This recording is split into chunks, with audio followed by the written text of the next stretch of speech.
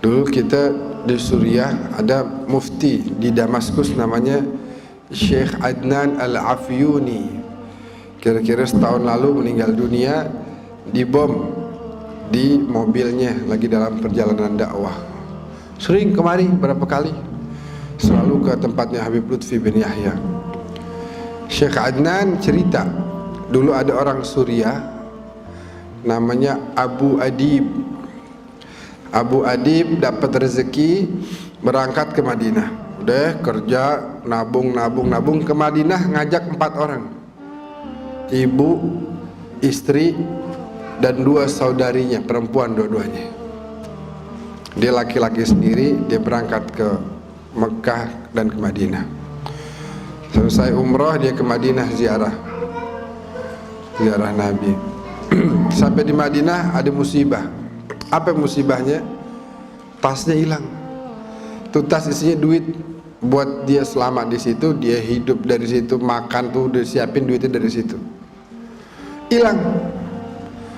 Cari ke sana kemari, ke barat, ke timur, utara, selatan, nyari nggak ada tuh tasnya. Ya Allah, gimana nih? Ya Allah, duit nggak megang, hilang semuanya. Bagaimana? Dia keingetan dawuhnya para ulama yang mengatakan bahwasanya kalau idza daqat bikal ahwalu yawman fa'akthir fi salati ala Muhammad. Kalau seandainya kondisimu lagi sulit, maka perbanyaklah baca salawat kepada Nabi Muhammad sallallahu alaihi wasallam. Dia keingetan tuh, waduh sekarang saya lagi sulit, keliling-keliling hotel, jalanan, gak ketemu tuh tas. Dia keingetan bahwa kalau dalam kondisi sulit, perbanyak aja baca sholawat. Perbanyak aja baca sholawat. Baca sholawat itu luar biasa, Bu. Siapa orang sholawat 1 kali, Allah sholawat 10 kali. Siapa orang sholawat 10 kali, Allah sholawat 100. Siapa orang sholawat 100, Allah sholawat 1000 kepada dia. Siapa orang sholawat 1000, hurrima jasaduhu minan nar, maka diharamkan jasadnya masuk ke dalam neraka. Orang sholawat 1 hari 1000 kali bisa istiqamah, maka gampang kok 1000. Dulu kiai-kiai dulu tuh kalau ditanya gimana santri-santri, ini santri pada malas. Kenapa? Masa baca tahlil sehari cuma bisa 5000 kali. Oh dulu gitu dianggap malas tuh. Oh kita 15 kali aja jarang. Ini 5000 rutin tiap hari dibilang malas. Kata siapa tuh di Jawa Tengah ada kiai, wah kalian pada jadi orang bangkrut semuanya, bangkrut. Kenapa? Kata yang lain tanya kenapa? Ini nggak bisa baca tahlil cuma 5000 doang, baca la ilaha illallahnya setiap hari. Malu di hadapan Allah cuma baca 5000. Nah ini sholawat 1000 kali azim, punya pengaruh yang luar biasa. Kalau kita udah dawamkan tuh, kita nggak bakal bisa lewat, nggak bakal bisa kita lepas nih. Seperti hutang nanti. Kalau orang udah banyak sholawat sama Nabi, dia bakal dekat sama Nabi, bakal dikenal sama Nabi, dikenal. Nah, orang ini datang ke Ar-Raudhah Asy-Syarifah, datang ke antara makam Nabi dan mimbarnya.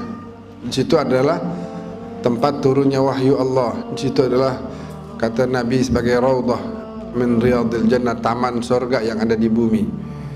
Akhirnya itu orang datang ke situ bacain sholawat dengan niat supaya ini masalah yang dia lagi hadapin bisa dapat jalan keluar. Kesian ibunya, bininya, saudarinya 2. Dia pikir bagaimana, udah dia datang situ dia bacain sholawat aja. Allahumma sholli ala Muhammad wa ali Muhammad. Allahumma sholli ala sayyidina Muhammad wa ali sayyidina Muhammad. Allahumma sholli ala sayyidina Muhammad wa ali sayyidina Muhammad.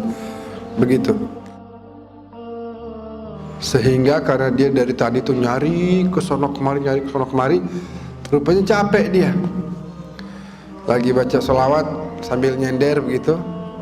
Ini yang cerita mufti Damaskus nih, Syekh Adnan Al-Afyuni. Sambil dia senderan gitu ya, akhirnya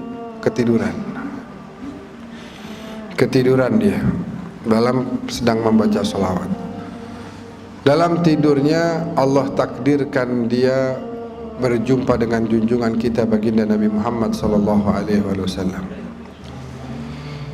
Dan orang kalau dia ngelihat Nabi, sebagaimana beliau sabdakan, man ra'ani fil manam faqad ra'ani fa inna syaitana la yatamatsalu bi.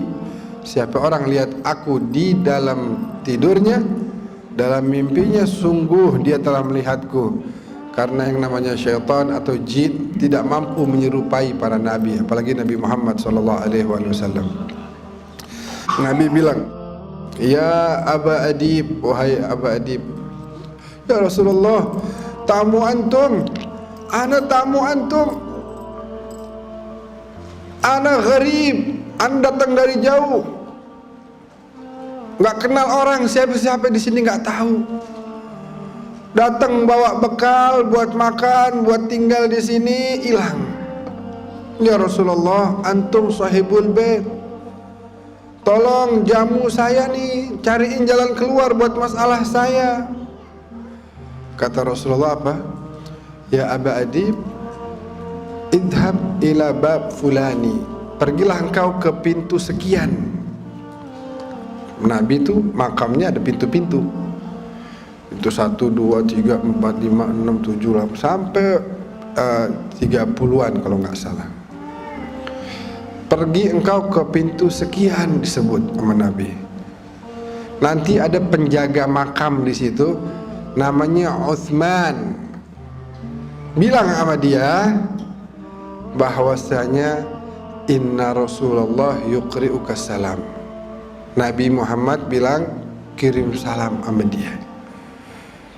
Bilang sama si Utsman, engkau setiap hari bersolawat 1000 kali kepada Nabi.